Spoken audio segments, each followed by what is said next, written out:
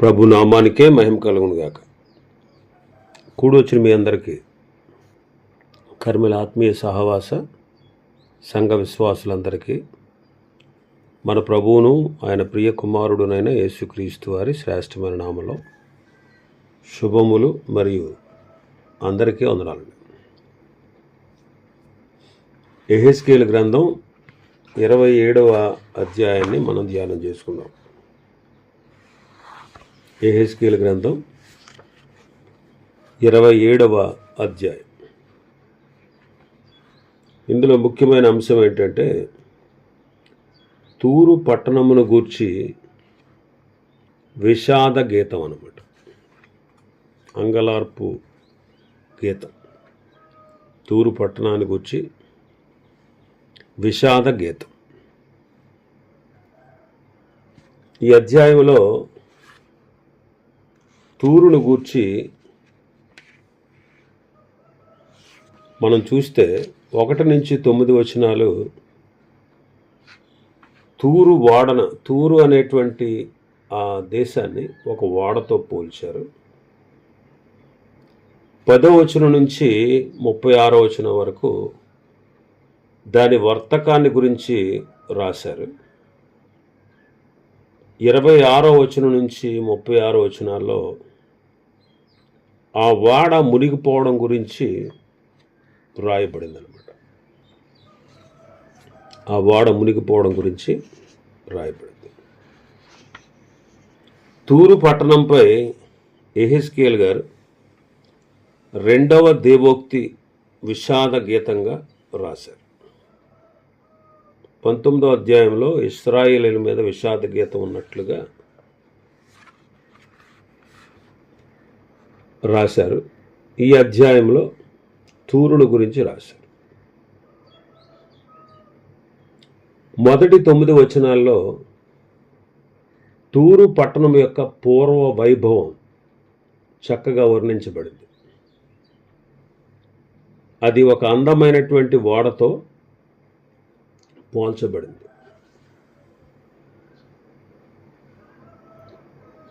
తర్వాత 10 నుంచి 25 వచనాల్లో తూరు యొక్క వాణిజ్యం, ఆ వాణిజ్య భాగస్వాములు ఎవరో వాళ్ళ గురించి రాయబడింది. 26వ వచనం నుంచి 36వ వచనం వరకు తూరు అనే ఓడ బద్దలవడం గురించి వర్ణించబడింది. చదువుదాం ఒకసారి మొదటి 9 వచనాలు. మరి యెహోవా వాక్కు నాకు ప్రత్యక్షం ఎలాగ సెలవిచ్చాను. నరపుత్రుడా, తూరు పట్టణంను గూర్చి అంగలార్పు వచనం ఎత్తి దానికి ఎలాగూ ప్రకటన చేయుము. సముద్రపు రేవుల మీద నివసించుదానా, అనేక ద్వీపములకు ప్రయాణము చేయు వర్తక జనమ, ప్రభువైన యెహోవా సెలవిచ్చినదేమనగా, తూరు పట్టణమా, నేను సంపూర్ణ సౌందర్యము కలదానని నీవు అనుకొనుచున్నావే. నీ సరిహద్దులు సముద్రముల మధ్య ఏర్పడను. నీ శిల్పకారులు నేను సంపూర్ణ సౌందర్యము గలదానిగా చేసి ఉన్నారు. నీ ఓడలను శనిరు దేశపు సరళ వృక్షపు మానుతో కట్టుదురు. లెబానోను దేవదారు మ్రాను తెప్పించి నీ ఓడ కొయ్యలు చేయుదురు. బాషాను యొక్క సింధూరం మ్రాను చేత నీ కోలలు చేయుదురు. కిత్తీయుల ద్వీపము నుండి వచ్చిన గుంజు మ్రానులకు దంతపు చెక్కడపు పని పొదిగి నీకు పీటలు చేయుదురు. నీకు జెండాగా ఉండుటకై నీ తెరచాపలు ఐగుప్తు నుండి వచ్చిన విచిత్రపు పనిగల అవిసనార బట్టతో చేయబడును. ఎలీషా ద్వీపము నుండి వచ్చిన నేల దోమ్ర వర్ణము గల బట్ట నీవు చాందినిగా కప్పుకొందువు. తూరు పట్టణమా, సీదోను నివాసులను అర్వదు నివాసులను నీకు ఓడ కళాశులుగా ఉన్నారు. నీ స్వజనులకు చేరిన ప్రజ్ఞావంతులు నీకు ఓడ నాయకులుగా ఉన్నారు. కెబలు పనివారిలో పని తెలిసిన పెద్దలు నీ ఓడలను బాగు చేయువారుగా ఉన్నారు. సముద్రమందు నీ సరుకులు కొనుటకై సముద్ర ప్రయాణము చేయు నావికుల ఓడలన్నీ నీ రేవులలో ఉన్నవి. తూరు పట్టణం గురించి అదేమనుకుంటుందంటే, నేను సంపూర్ణ సౌందర్యం గల పట్టణమును అనుకుంటుంది. దాని శిల్పకారులందరూ కూడా దానిని సంపూర్ణ సౌందర్యము గలదానిగా చేశారు. నేను సంపూర్ణ సౌందర్యం గలదానని అనుకొని అది గర్వించిందనమాట. అది గర్వించింది.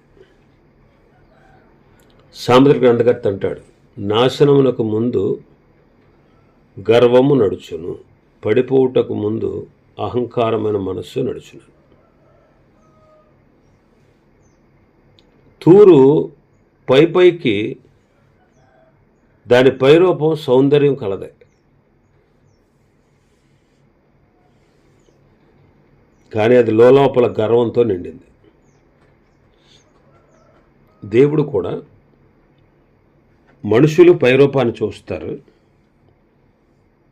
దేవుడు ఆంతర్యాన్ని చూస్తాడు. మనుషులు పైరూపాన్ని లక్ష్య పెడతారు, దేవుడు హృదయాన్ని లక్ష్య పెడతాడు. మనుషులు పైకి బాగా కనిపించవచ్చు, కానీ ఆంతర్యం మాత్రం దేవునికే తెలుసు. అందుకే పేతురు గారు ఏమన్నాడు, వెలుపటి అలంకారము మీకు అలంకారంగా ఉండక సాధువైనట్టు మృదువైనట్టునైన గుణమును అక్షయ అలంకారముగా మీ హృదయపు అంతరంగ పురుషునికి అలంకరించండి అన్నాడు. అది దేవుని దృష్టికి మిగుల విలువ కలదే. పై రూపానికి మనం ఎక్కువ ప్రిఫరెన్స్ ఇస్తాం, వెలుపటి అలంకారం ప్రభు కోరట్లేదు. లోపల ఉండేటువంటి మంచి గుణాలను ప్రభు కోరుకుంటున్నాడు. కాబట్టి మనం దేవుని దృష్టిలో ఎలా ఉన్నాము అని మనం పరిశీలించుకోవాలి.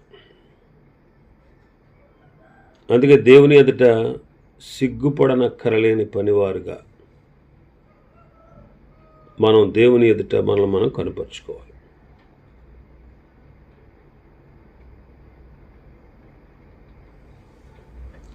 ఈ తూరు నగరం నీటిలో ప్రయాణిస్తున్నటువంటి ఓడతో పోల్చబడింది.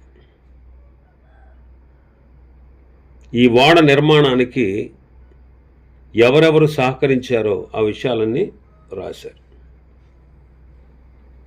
సేనీరు నుంచేమో సరళపు మ్రాణులు, దేవదారు మ్రాణులు, బాషాను నుండి సింధూరపు మ్రాణులు, ఐగుప్తు నుండి ఎలీషా ద్వీపం నుండి తెరచాపలకు బట్టలు, ఇవన్నీ తేబడ్డాయి. ఇంకా సీదోను వారు 60 నివాసులు కళాసులుగా ఉన్నారు ఆ ఓడకి. వారి స్వజనులుగా ఉన్నటువంటి ప్రజ్ఞావంతులు ఓడ నావికులుగా ఉన్నారు. గెబాలో ఉన్నటువంటి పెద్దలు ఆ ఓడను బాగు చేసేవారుగా ఉన్నారు. దూరదేశంలో ఉన్నటువంటి పారసీకులు, లూదు, పూతు అనేవారు సైన్యములకు సిపాయిలుగా ఉన్నారు.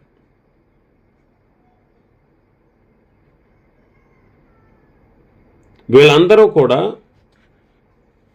తూరు యొక్క సౌందర్యాన్ని సంపూర్ణపరిచారు. అయితే తన సౌందర్యాన్ని చూచి గర్వించి తూరు పతనమైంది. ఈ సౌందర్యం అంతా కూడా ఇతర దేశస్తులతో వాళ్ళు చేసే వ్యాపారాన్ని బట్టి, ఇతర దేశస్తులు వారి సామగ్రిని ఇచ్చి పనిచేసిన దాన్ని బట్టి కలిగింది. అందును బట్టి దానికి గర్వం వచ్చిందనమాట. ఈనాడు మనకు ఏదైనా ఆధిక్యతలు ఉంటే ఆ ఆధిక్యతలను బట్టి మనం గర్వించకూడదు. ఆ ఆధిక్యతలను బట్టి మనం గర్వించకూడదు. మనం ఏమై ఉన్నామో అది దేవుని కృప వల్లనే అయి ఉన్నాము అనేటువంటి విషయాన్ని మనం గుర్తించాలి. ఎన్నడూ గర్వపడకూడదు. ఇంకా మనం చూస్తే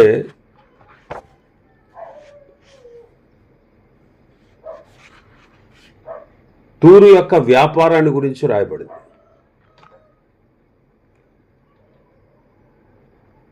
తూరు యొక్క వ్యాపారం.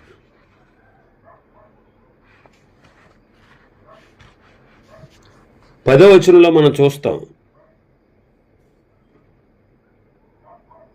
తూరు యొక్క వాణిజ్యంతో పాటు దాని సైనిక శక్తి కూడా వివరిస్తున్నాడు. వాళ్ళు కిరాయి సైనికులుగా ఉన్నారు. ఎవరు? లూదువారు, పూతువారు.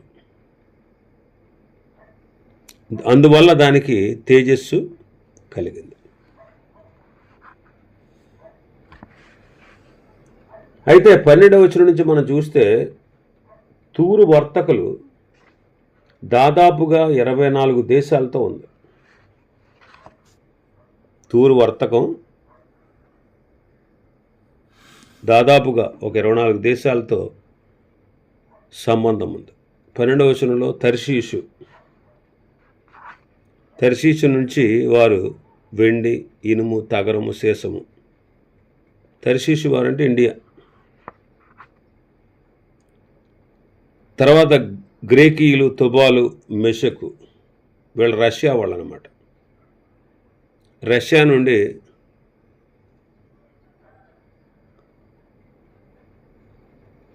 నరులను, ఎత్తడి వస్తువులను తెచ్చి నీకు సరుకులు కొనుక్కున్నారు అన్నాడు. బానిసలు, ఎత్తడి వస్తువులు.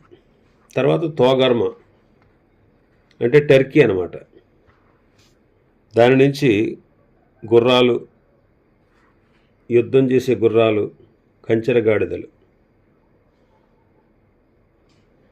దదాను అంటే రోడ్స్ అనే దేశం నుంచి దంతము,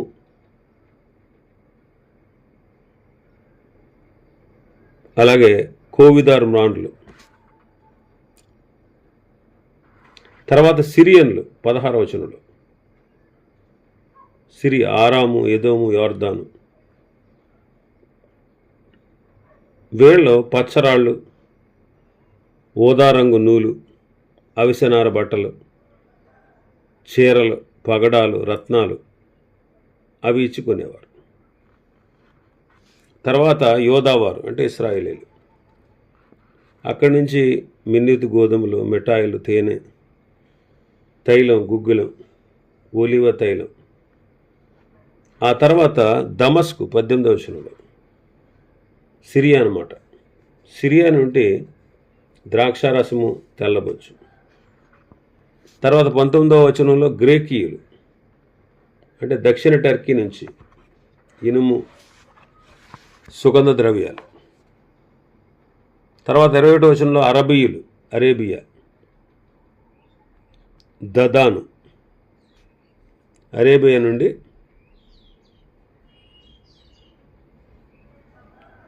గొర్రె పిల్లలు, పొట్టేళ్ళు, మేకలు. ఆ తర్వాత షేబ, ఆ తర్వాత రామ అంటే దక్షిణ అరేబియా నుంచి సుగంధ ద్రవ్యాలు, విలువగల నానా విధమైన రత్నాలు, బంగారం. తర్వాత 23వ వచనంలో హారాన్ అంటే ఇరాక్ అన్నమాట. ఇరాక్ నుండి సొగసైన వస్త్రాలు.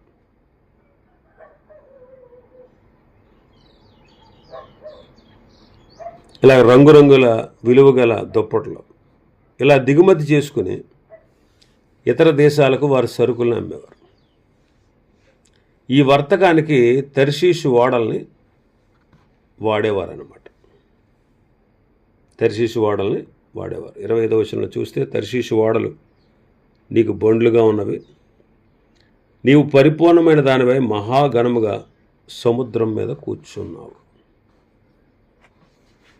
సముద్రం మీద కూర్చున్నావు. ఆ తర్వాత మనం చూస్తే 26వ వచనం నుంచి, నీ కోలలు వేయవారు మహాసముద్రంలో నిన్ను త్రోయగా తూర్పు గాలి సముద్రం మధ్యమందు నిన్ను బద్దలు చేయను. అప్పుడు నీ ధనము, నీ సరుకులు, నీ వదిలించిన వస్తువులు, నీ నావికులు, నీ ఓడ నాయకులు, నీ ఓడలు బాగు చేసేవారు, నీతో వర్తకం చేసేవారు, నీలో ఉన్న సిపాయిలు, నీలో ఉన్న జనసమూహాలన్నీ నీవు కూలు దినమందే సముద్ర మధ్యమందు కూలుదురు. తూరు ఓడను తూర్పు గాలి బద్దలు చేస్తుంది. 26వ వచనంలో, తూర్పు గాలి సముద్రం మధ్యమందు నిన్ను బద్దలు చేయును.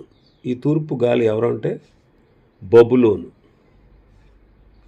ఈ తూర్పు గాలి ఎవరంటే బబులోను. చుట్టూ ఉన్న దేశాల వారు తూరు యొక్క నాశనాన్ని చూసి దుఃఖిస్తారు. 28వ వచనం నుంచి 32వ వచనం వరకు మనం చూస్తాం. ఆ దేశాల వారు మహాశోకమెత్తి ప్రలాపిస్తారు, తల మీద బుగ్గి పోసుకుంటారు, బూడిదలో పొర్లుతారు, వారి తలలు బోడి చేసుకుంటారు, మొలలకు గోనెలు కట్టుకుంటారు, బహుగా అంగలారుస్తారు. ఈ 28వ వచనం నుంచి మనం చూస్తాం. నీ ఓడ నావికులు వేసిన కేకల వలన నీ ఉపగ్రామములు కంపించును. కోలలు పట్టుకుని వారందరూ నావికులను, ఓడ నావికులు తమ ఓడల మీద నుండి దిగి తీరమును నిలిచి నిన్ను గూర్చి మహాశోకమెత్తి ప్రలాపిస్తారు. తమ తలల మీద బుగ్గి పోసుకుంటారు, బూడిదలో పొర్లుతారు, నీ కొరకు తలలు బూడి చేసుకుంటారు, మొలలకు గోనిపట్ట కట్టుకుంటారు. మనశ్శంత గలవారే నిన్ను గూర్చి బహుగా అంగలారుస్తారు. నిన్ను గూర్చి ప్రలాపోచన పెట్టి, తూరు పట్టణమా, నీతో సాటి అయిన పట్టణమేది, సముద్రములో మునిగి లయమైపోయిన పట్టణమా, నీకు సమమైన పట్టణమేది, సముద్రం మీద వచ్చిన నీ సరుకులను పంపించి చాలా జనములను తృప్తిపరిచావు, విస్తారమైన నీ పదార్థముల చేత, నీ వర్తకము చేత భూపతులను ఐశ్వర్యవంతులుగా చేశావు. ఇప్పుడు అగాధ జన్మల్లో మునిగి సముద్ర బలము చేత బద్దలైపోతివే. నీ వర్తకము, నీ యావత్ సమూహము నీతో కూడా కూలినే అని చెప్పుకొనుచు బహుగా ఏడుస్తారు. నిన్ను బట్టి ద్వీప నివాసులందరూ విభ్రాంతి పొందుతారు, వారి రాజులు వణుకుతారు, వారి ముఖములు చెన్నబోతాయి. జనములలోని వర్తకులు నిన్ను అపహసించుతారు, భీతికి హేతువగదు, నీవు బొత్తిగా నాశనమవుతావు. తూరు వాణిజ్యం ఇతరులను ఐశ్వర్యవంతులుగా చేసింది, చాలామంది జనులను తృప్తిపరిచింది, భూపతులను ఐశ్వర్యవంతులుగా చేసింది. కానీ నెబుకద్నెజరు తూరును నాశనం చేశాడు. కాబట్టి ఇతర రాజులు చాలా దుఃఖపడుతున్నారు. ఏమేనంటే, ఏంట్రా ఇలా అయిపోయింది, మన భవిష్యత్తు ఏంటి, దీనితో చక్కటి వాణిజ్య సంబంధాలు పెట్టుకున్నాం మనం, ఇప్పుడు మనం ఎలా బ్రతకాలి, మనం ఎలాగ అభివృద్ధి చెందాలి, అది లేకపోతే ఏమవుతుందని వారు ఏడుస్తున్నారన్నమాట. వారు ఏడుస్తున్నారు. అలాగే రోమా పట్టణం నాశనం అయినప్పుడు కూడా ప్రపంచ రాజులు ఇలాగే భీతి చెందుతారు. రాబో కాలంలో ప్రకటన గ్రంథంలో మనం చదువుతాం ఆ విషయాలు. కాబట్టి ఇక్కడ చక్కటి వ్యాపారం చేసినటువంటి పట్టణం అన్నమాట. వ్యాపారాల్లో కొన్ని రకాలు ఉన్నాయి. లుదియా జీవనోపాధి సంబంధమైన వ్యాపారం చేసింది. ఆమె ప్రభువుని ఎరిగి కుటుంబాన్ని అంతా ప్రభువుని అంగీకరించి ఫిలిప్పి పట్టణంలో ఒక సంఘము స్థాపించబడుటకు కారకురాలైంది. దుర్వ్యాపారము అని చదువుతాం పేతురు మొదటి పత్రిక 4వ అధ్యాయం 3-4 వచనాల్లో. మద్యముతో మత్తులై ఉండకుడి, దానిలో దుర్వ్యాపారము కలదు అంటాడు. ఇలాంటి వ్యాపారము కలిగిన వారు ప్రభు యొద్దకు వచ్చి ప్రభువుని అంగీకరించి తన దుర్వ్యాపారాన్ని మాని యోగ్యముగా జీవించడం అనేది ఎంతో మంచిది. ఇంకా మంచి వ్యాపారం మేనాలు ఇచ్చాడు ప్రభు. ఆ మేనాలతో ఇద్దరు మంచి వ్యాపారం చేశారు. అందుకే ఒకడు 10 పట్టణాల మీద, మరి ఒకడు 5 పట్టణాల మీద అధికారం పొందాడు.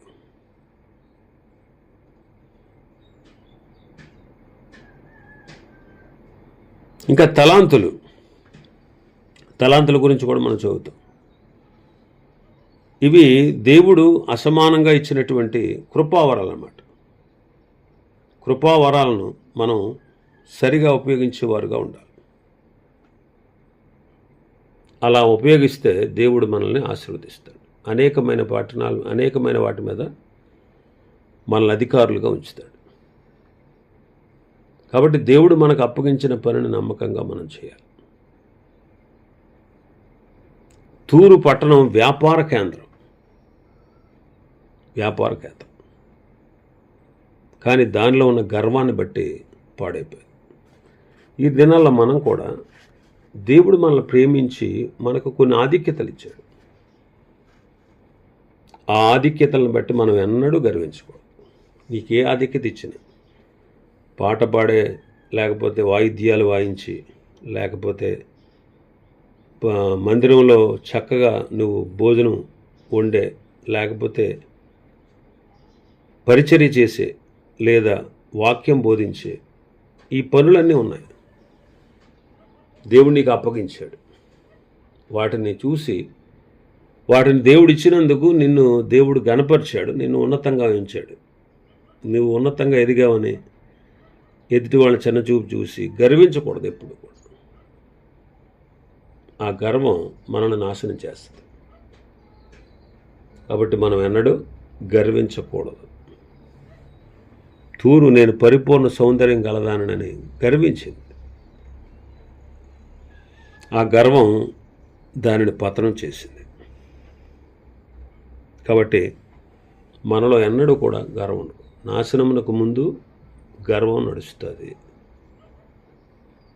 గర్వం ఉంది అంటే మనం ఏమవుతాం, ఏమవ్వబోతున్నామో అది గుర్తించాలి.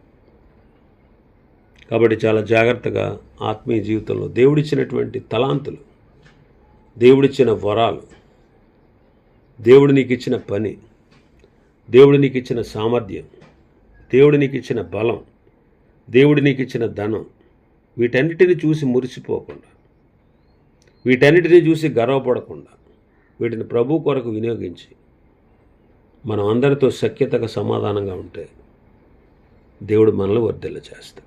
ఇవి ఈ అధ్యాయంలో ఉన్నటువంటి విషయాలు. ప్రభు చిత్తమైతే రేపటి దినం మరొక అధ్యాయాన్ని ప్రారంభించుకుందాం. దేవుడి వర్తమాన వాక్యాన్ని మన వినికిడిలో ఆశీర్వదించునుగాక. ఆమేన్.